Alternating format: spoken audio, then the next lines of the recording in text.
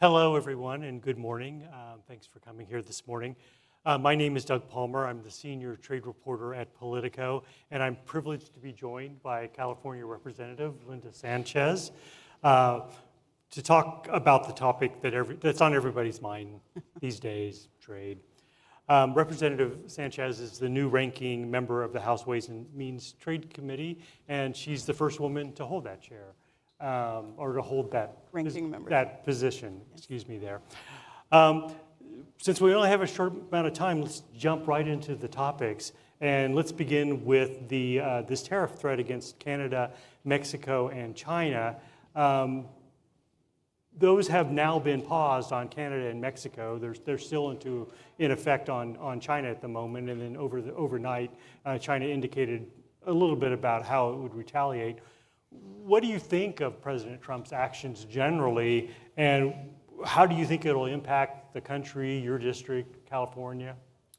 Sure. So I think that the singular term that could best describe Trump's position on trade is chaotic. Okay. And I think that since he has, on a whim, announced tariffs, it has really thrown things into upheaval. And he announces things, then he gets scared and he withdraws them or retracts them. He leaves fragments in place. He delays other on a whim. So it's clear that his trade policy is not very well thought out. Okay. And in addition,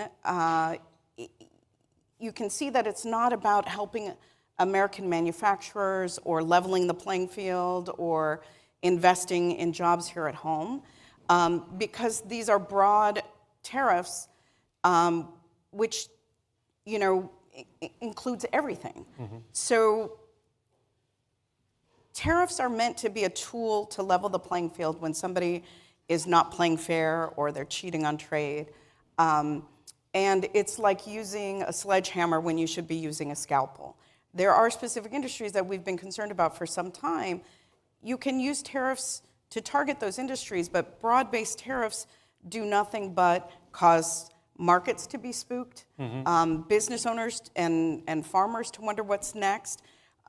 Many of our employers, our manufacturers here in the United States, have very integrated supply chains with Canada and Mexico. And if you start willy-nilly slapping tariffs and then the potential for retaliatory tariffs, what that means is that prices are going to go up for U.S. consumers. And the number one pledge that Trump made when he was running for office was that he was going to bring down the cost of everyday goods. But we see by targeting Canada and allies and Canada and Mexico, who are some of our staunchest allies. I mean, Canada is a member of NATO. Right. To really try to bully them to extract concessions is not the way to go about things. What he got was nothing. Right. The concessions that Mexico and Canada gave, those were things that they had already pledged to do, were already doing.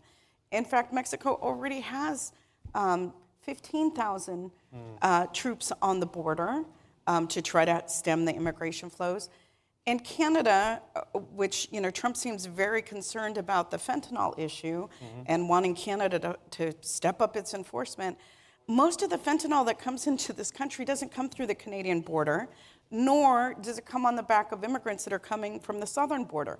90% of fentanyl in this country comes from packages that entered in this country under the de minimis standard. Right. They come through the ports of entry. And so to threaten our allies and to try to bully them and to get concessions that weren't really concessions means that he has accomplished nothing, which fully underscores the fact that it's performative, it's theatrical, it's, he wants to seem like he's doing something grand.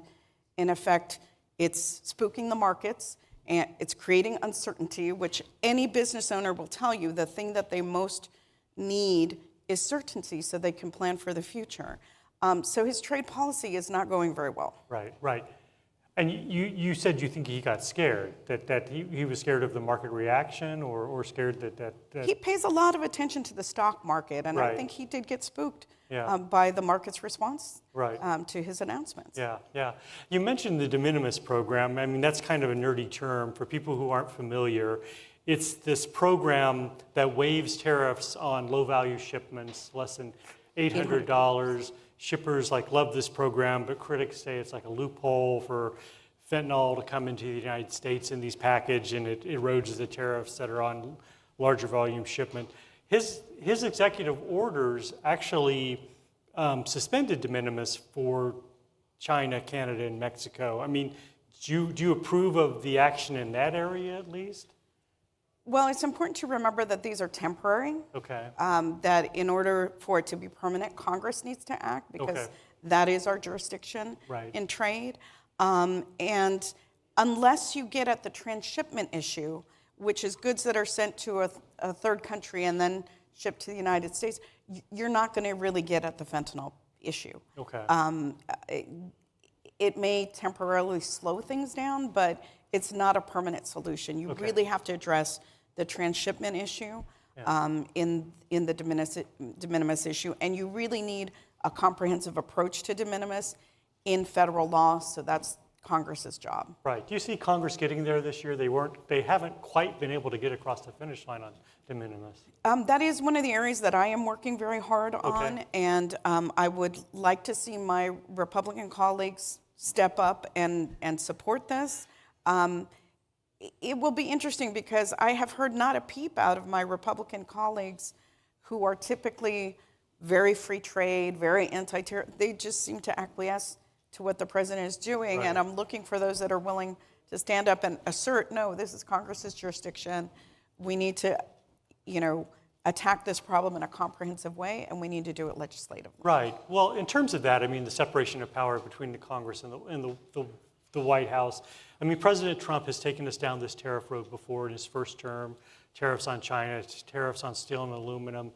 I mean, do you think Congress should be standing up and saying, we gave too much authority to the president, it's time for us to take some of that back?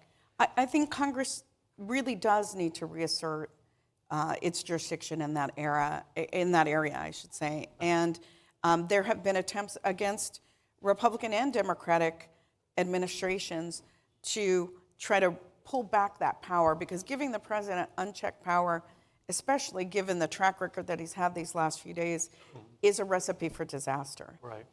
We really do need Congress to step up and to reassert our jurisdiction in that area and to legislate. That's our job. That's who should be handling. Right. But I know two members of the Trade Subcommittee, I think Representative Del Bene and Representative Beyer, they've put out a bill that would basically require congressional approval of tariffs implemented under IEEPA, the International Economic Emergency Powers Act. Do you support that legislation? Yeah, that's a bill that am in the process of reviewing to see. But I think they're on the right track. Okay. I certainly think that they are on the right track. Okay. Well, cool. So we talked about this, that you're the first woman to be, ranking member of the Trade Subcommittee. How does Trump's action so far, how does that color, what you think you're going to be doing in this job, this year and next? Well, it's really interesting because right now the Republicans control all the levers of power. Mm-hmm. So they really set the agenda. However, I fully believe that they are going to need Democratic support to get many bills across the finish line. Right. So I think it's a good time to sort of look at what is on the trade table and what do we need to address. So I fully expect in my new role that I will be doing a lot of oversight over the administration. We Democrats, not just me, and my predecessor, really have been advocating to try to get trade adjustment assistance renewed, because that has expired, and that is a program that helps people who have been displaced by our trade policies get retraining so that they can switch careers or burnish their skills to get other jobs. And they have allowed that to lapse. They've not allowed us to integrated into any of the trade bills that we thought were moving. We're going to start the review process for USMCA, so that our agreement with Mexico and Canada. And let's be very clear-eyed on this. Canada and Mexico are two of our largest trading partners. Right. And we can't afford to just throw our weight around and try to bully them into concessions. Right. We are going to need them. They are allies. And I think we can accomplish a lot more with diplomacy than with trying to beat them over the head with a cudgel. So review of USMCA, AGOA, the African initiative needs to be renewed. Okay. And so I will be looking to see if we can find partnership with Republicans to get that across the finish line as well. Right, but on AGOA, African Growth and Opportunity Act, that basically waives tariffs on goods from sub-Saharan African countries. And then there's this bigger program, GSP, that waives it on imports from developing countries generally. I mean, it seems like we're in an era where people are talking about putting tariffs on rather than waiving tariffs. I mean, do you think, is there bipartisan support for renewing those programs? Well, I know that the chairman took a delegation to Africa to meet with African leaders to talk about AGOA, and there are probably some, modifications or improvements that we could make to it. But many of the goods that come in tariff-free under AGOA are not goods that compete with U.S. businesses. Okay. They're things like, artisanal handicrafts and things like that developing countries, rely on to keep their economies afloat, but they don't really impact U.S. Industry. Okay, all right. I wonder if you talk a little bit more about your trade philosophy.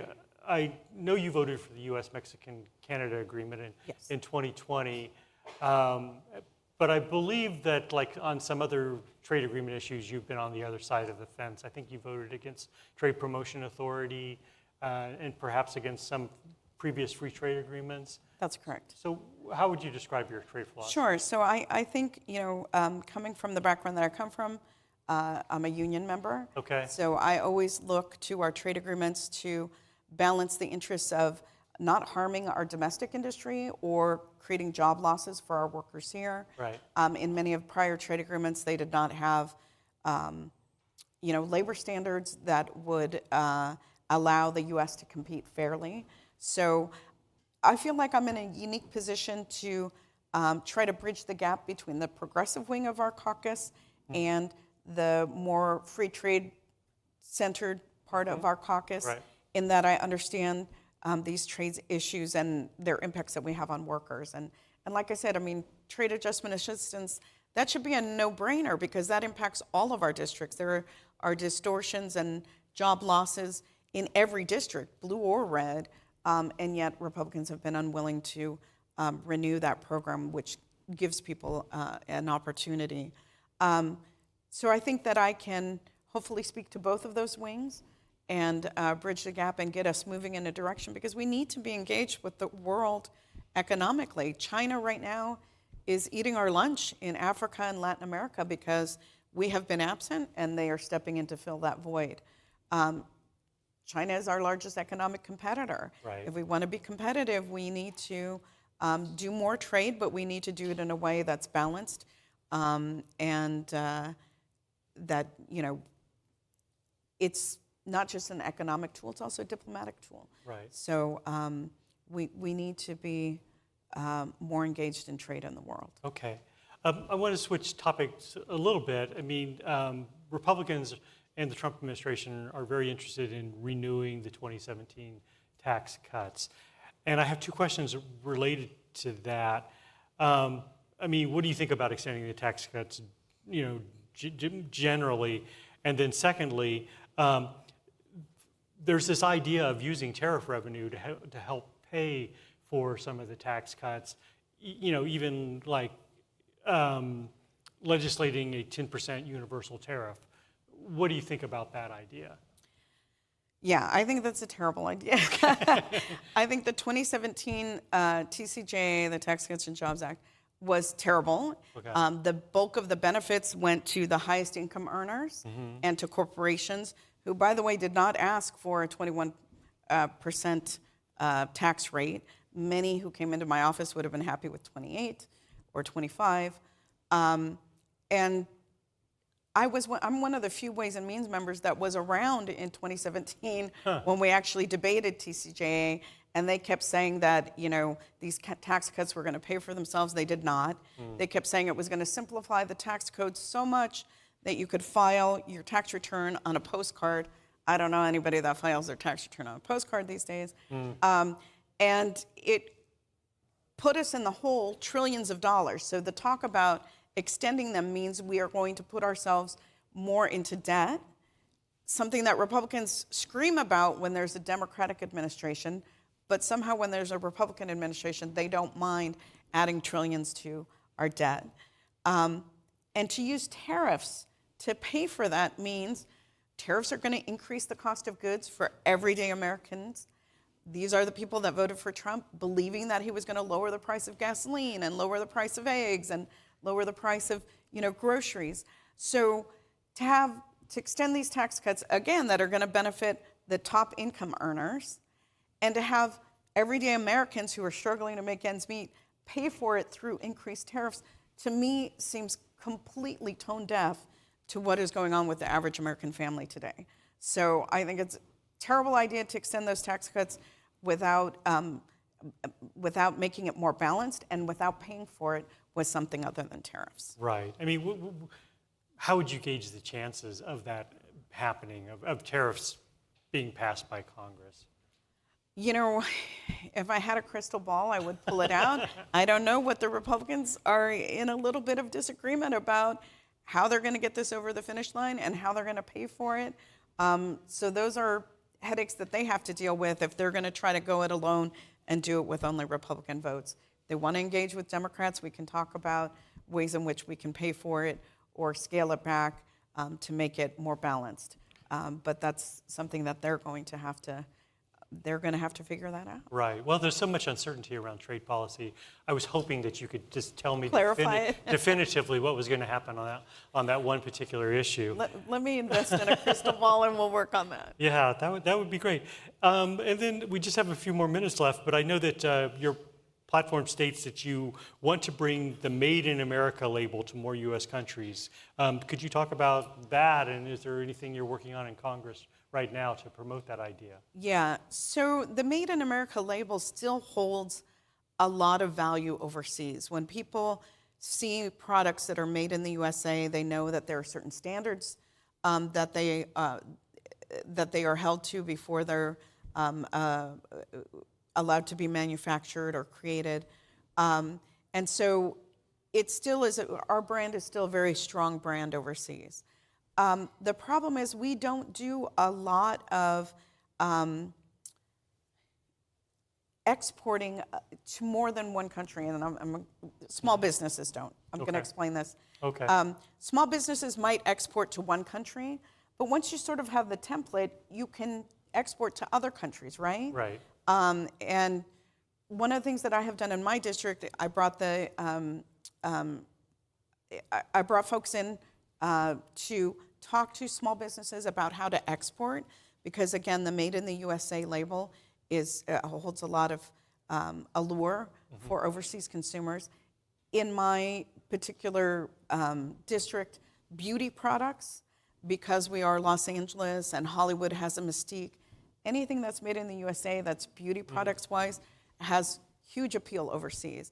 And many of these companies, as I said, were exporting to maybe one other country, but we brought folks in from Treasury and